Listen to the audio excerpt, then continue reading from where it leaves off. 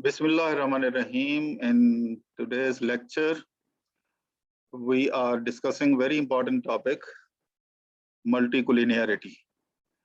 Collinearity and multicollinearity. It means the measure of linear association, and multicollinearity means when there are more variables, and here it means independent variables, the variable on the right hand side of the equation. And there is some linear association between these independent variables. This is multicollinearity. Now, in this part of discussion, we will discuss its theory, sources, concept, and the sources of multicollinearity, its effects, and what are its remedial measures. Then in the next part, we will be practically indicating, measuring the presence of multicollinearity, its effects on the estimated models, estimated coefficients, their significance, and then we will also discuss the remedial measures. तो सबसे पहले इसका concept क्या है?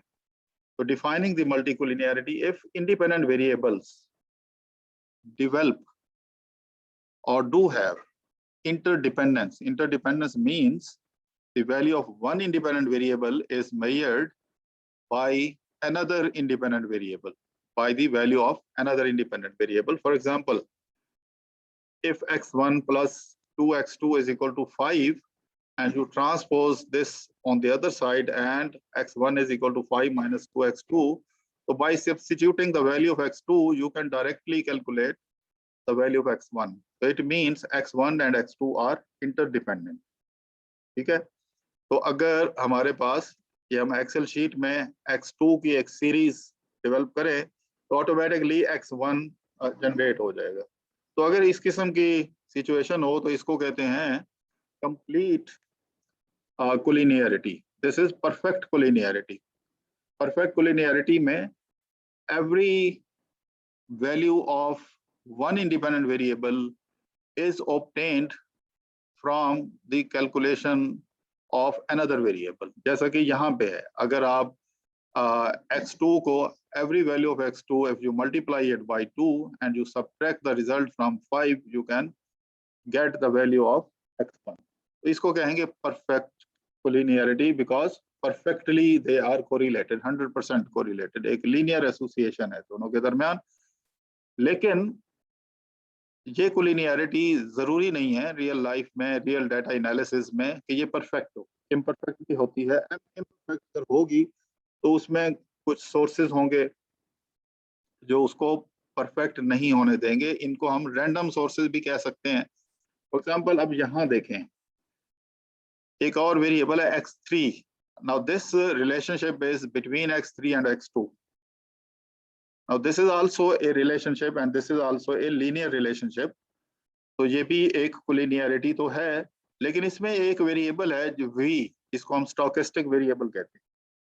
अब stochastic variable की क्या value होगी, कब होगी, कितनी होगी, उसकी बेस पे ये जो रिलेशनशिप है बिटवीन x3 एंड x2 ये परफेक्ट नहीं होगा, ये इम्परफेक्ट रहेगा. यानी इनके दरमियान v की वजह से जो रिलेशनशिप निकलेगा वो लीनियर लाइन के ऊपर नहीं होगा. It will deviate from the linear line. तो इसको इम्परफेक्ट कोरिलेशन कहेंगे या इम्परफेक्ट कोलिनियरिटी कहेंगे. तो परफेक्ट कोलिनियरिटी और इम्परफेक्ट ये तो हमने नंबर से शो किया. लेकिन इसी चीज को क्योंकि हम अगर ज्यादा वेरिएबल्स को ले रहे हैं तो नंबर्स का अक्सर हमें पता नहीं होता कि किस एक्सटेंट तक इनके दरमियान रिलेशनशिप है, x1 x2 का, x1 x3 का, x2 x3 का, या कोई और पेयर वाइज रिलेशनशिप. तो जनरली स्पीकिंग हम ये परफेक्ट कोलिनियरिटी के लिए ये इक्वेशन बनाते हैं.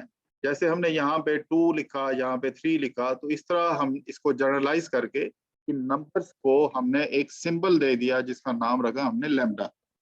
और this lambda can assume any value, 1 2 3 कोई भी वैल्यूज हो सकती हैं. तो ये इनका आपस में रिलेशनशिप है.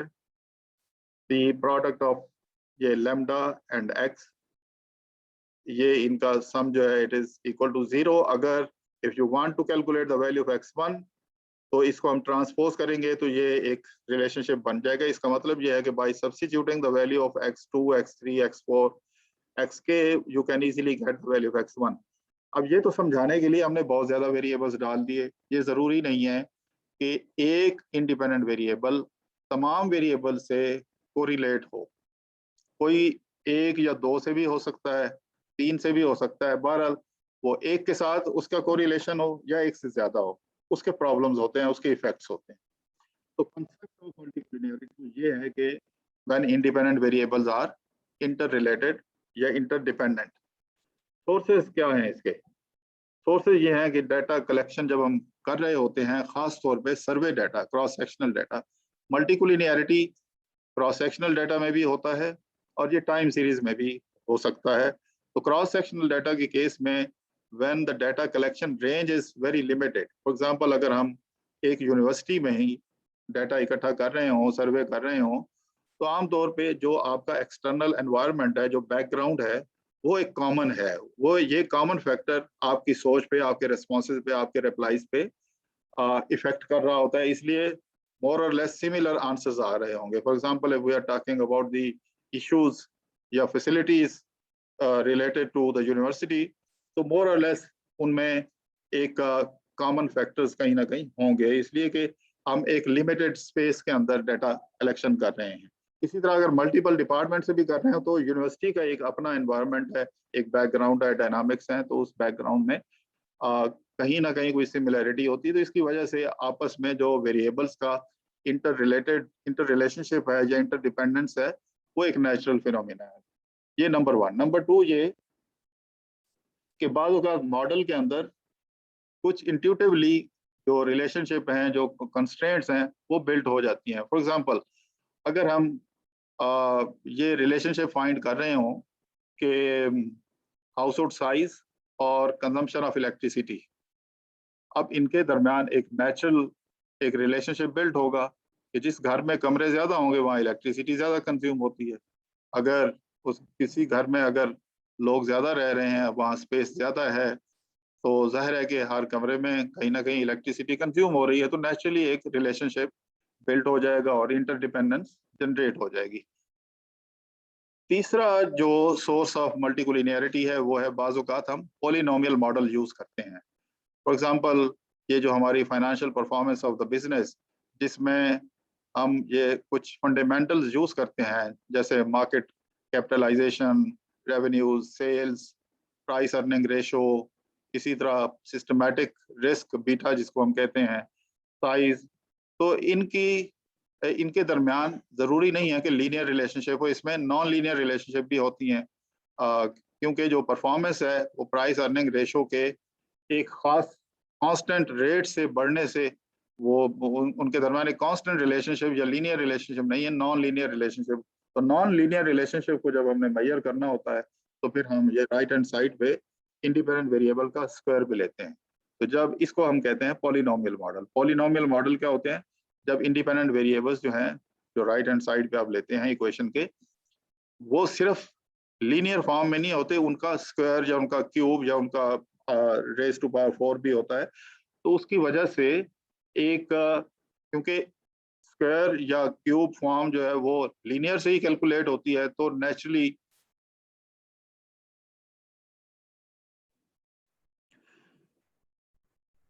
चले, I think it is being recorded. Okay.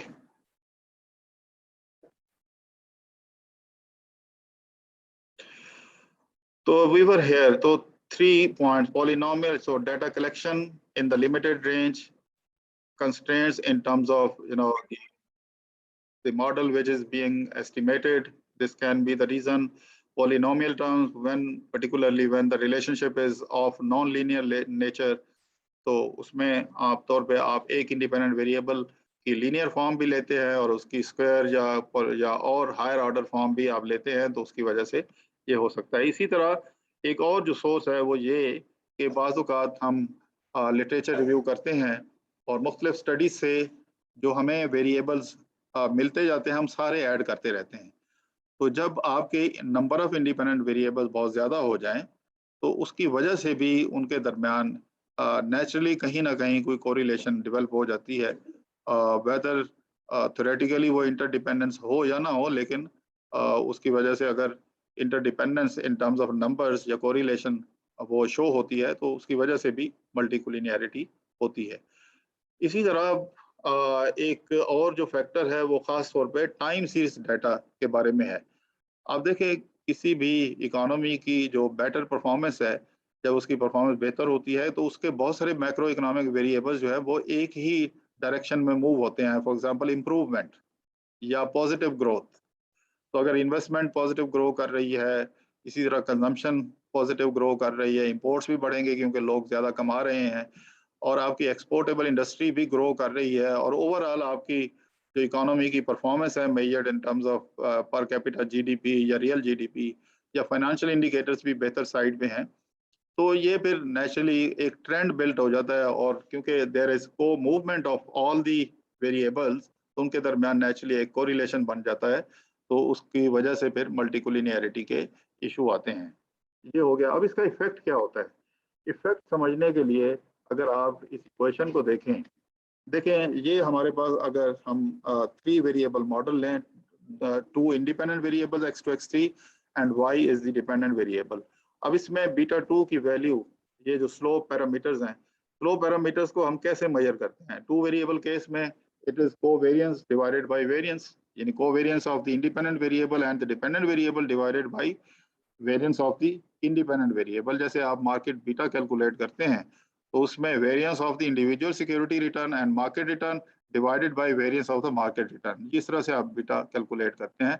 Same is the case here, the slope beta जो आप कैलकुलेट करते हैं, तो it is actually the ratio of the covariances to the variances. अब ये देखें बीटा 2 की अगर हम बात करें, तो this is the formula, covariance of y with independent variable 1 जिसको x2 हमने कहा है, into covariance of x3 with x3 जिसको वेरिएंस हम कहते हैं, minus covariance of y with x3 into covariance of the independent variable. ये एक फार्मूला है बीटा 3 के लिए। यहाँ पे x2 की जगह x3 हो जाएगा, यहाँ x3 की जगह x2 हो जाएगा। तो ये जो अगर इंटरडिपेंडेंस हो, यानी मल्टीकोलिनियरिटी हो, तो ये फार्मूला जो है ये वैलिड नहीं रहता। व्हेन आई से इनवैलिड, तो इनवैलिड इन द सेंस क्योंकि इंडिपेंडेंट वेरिएबल आपस में इंटर रिलेटेड है, कनेक्टेड है, तो आप एक का इफेक्ट y के ऊपर दूसरे इंडिपेंडेंट वेरिएबल से सेपरेट नहीं कर सकते, क्योंकि दोनों एक दूसरे से इफेक्ट ले रहे हैं। तो x2 का इफेक्ट y के ऊपर x3 से आप एलियनेट नहीं कर सकते, उसको अलग नहीं कर सकते, जिसकी वजह से ये प्रॉब्लम आता है in the correct estimation of this beta. तो एक तो ये प्रॉब्लम आती है, तो ये इसका जो है वो एक इफेक्ट ये है। तो बीटा कोफिशिएंट जो है ये ड्यू टू इंटरडिपेंडेंस आप कोई यूनिक वैल्यू आप उसकी मेजर नहीं कर सकते। इसी तरह जो वेरिएंसेस ऑफ बीटाज हैं ये बड़े हो जाएंगे, क्योंकि वेरिएंसेस में भी आपको पता है कि वेरिएंस और कोवेरिएंस, अगर दो वेरिएबल्स आपस में स्ट्रांगली कोरिलेटेड हैं, तो एक अगर इंक्रीज कर रहा है दूसरा भी इंक्रीज कर रहा है, तो उनके वेरिएंसेस कोवेरिएंसेस बढ़ेंगे। और ये आपको पता है वेरिएंसेस जो हैं for the measurement of standard error जो हम करते हैं बीटा की स्टैंडर्ड एरर या टी वैल्यूज, तो टी वैल्यूज में डिनोमिनेटर में ये वेरिएंस जो है वो यूज हो रहा होता है स्टैंडर्ड एरर। तो ये स्टैंडर्ड एरर जो है ये वेरिएंस कोवेरिएंस से कैलकुलेट, सिंस कोवेरिएंसेस और कोवेरिएबिलिटी वो बहुत हायर साइड पे होती है, तो इसलिए हमारे ये जो सिग्निफिकेंस है ये रिलायबल नहीं रहते, यानी टी स्टैट्स और एफ स्टैट्स अगेन ये रिलायबल नहीं रहते। बल्कि ऐसा भी होता है कि इंडिविजुअली टी वैल्यूज को देखा जाए तो वो हमें इनसिग्निफिकेंट शो कर रही होती हैं मल्टीकोलिनियरिटी की वजह से, लेकिन ओवरऑल आर स्क्वायर ज्यादा होता है और एफ भी सिग्निफिकेंट हो जाता है, जो कि कॉन्ट्रडिक्टरी होता है कि इंडिविजुअल जो आपके पैरामीटर्स हैं उनकी टी वैल्यूज आपको इनसिग्निफिकेंट प्रूव कर रही हैं, जबकि ओवरऑल सिग्निफिकेंट यानी एफ को देखें तो वो बहुत हायर साइड पे जा रहा होता है या आर स्क्वायर हायर साइड पे जा रहा होता है। तो ये कॉन्ट्रडिक्शन मल्टीकोलिनियरिटी की वजह से पैदा होती है। इसके अलावा एक और जो सेंसिटिविटी ऑफ द मॉडल ये बढ़ जाती है। एक और इफेक्ट जो है सेंसिटिविटी इन द सेंस, अगर आपके पास मॉडल एस्टिमेट करने के लिए एक सैंपल है, उसमें से आप कोई 5-6 वैल्यूज निकाल के फिर दोबारा से एस्टिमेट करते हैं, तो ऑल टुगेदर उसके रिजल्ट्स चेंज हो जाते हैं, साइन चेंज हो जाते हैं, तो सेंसिटिविटी बढ़ जाती है। यानी सैंपल साइज को आप थोड़ा सा कम करें या इंक्रीज करें, तो because of the reduction in sample size या because of addition of the sample size, expansion of the sample size, जो बीटा की वैल्यूज और उनके साइन है वो फ्रीक्वेंटली चेंज होना शुरू हो जाते हैं। ये हम प्रैक्टिकली शो करेंगे, अभी तो हम थ्योरी पढ़ रहे हैं। तो इसकी डिटेक्शन कैसे होती है? सबसे अहम जो इसका इसका डिटेक्शन का मेथड है वो कोरिलेशन मैट्रिक्स है।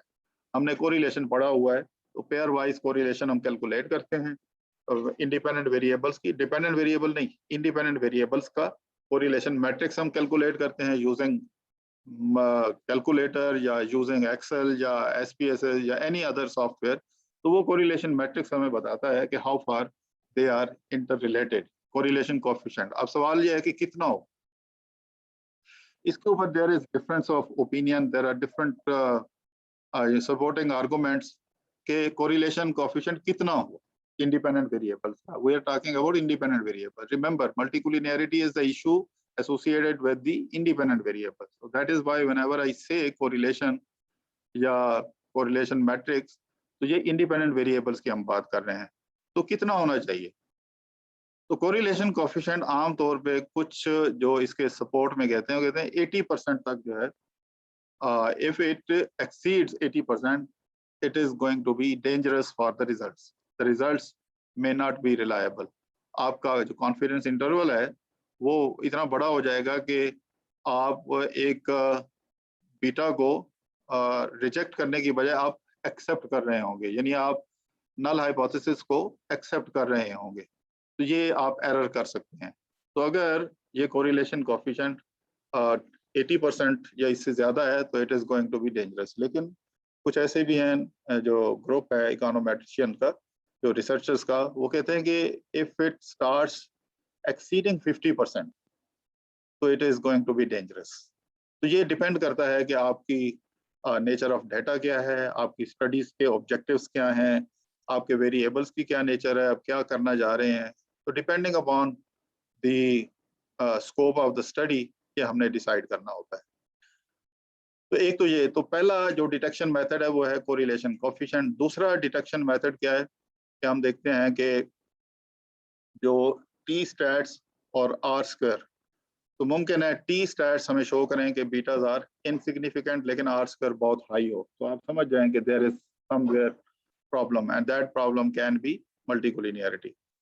एक और जो वो है R square of the auxiliary regression, ये बहुत ज्यादा होगा। ऑक्सिलरी रिग्रेशन किसे कहते हैं कि अगर आपके पास 3 इंडिपेंडेंट वेरिएबल्स हैं और आप एक इंडिपेंडेंट वेरिएबल को डिपेंडेंट कंसीडर करके बाकी इंडिपेंडेंट वेरिएबल्स के ऊपर रिग्रेस करेंगे, तो जैसे हमने ऑक्सिलरी रिग्रेशन हमने और बहुत सारे तरीकों से, हेटेरोस्किडास्टिसिटी में हम ऑक्सिलरी क्या करते थे, हम म्यू को रिग्रेस करते थे इंडिपेंडेंट वेरिएबल्स को। तो मल्टीकोलिनियरिटी के लिए म्यू की बजाय हम एक्स को जब बाकी एक्स के ऊपर रिग्रेस करेंगे तो उसका जो आर स्क्वायर आएगा वो आपके ओरिजिनल मॉडल के आर स्क्वायर से बहुत ज्यादा होगा। तो ये भी एक इंडिकेटर होगा कि मल्टीकोलिनियरिटी वहां पे मौजूद है।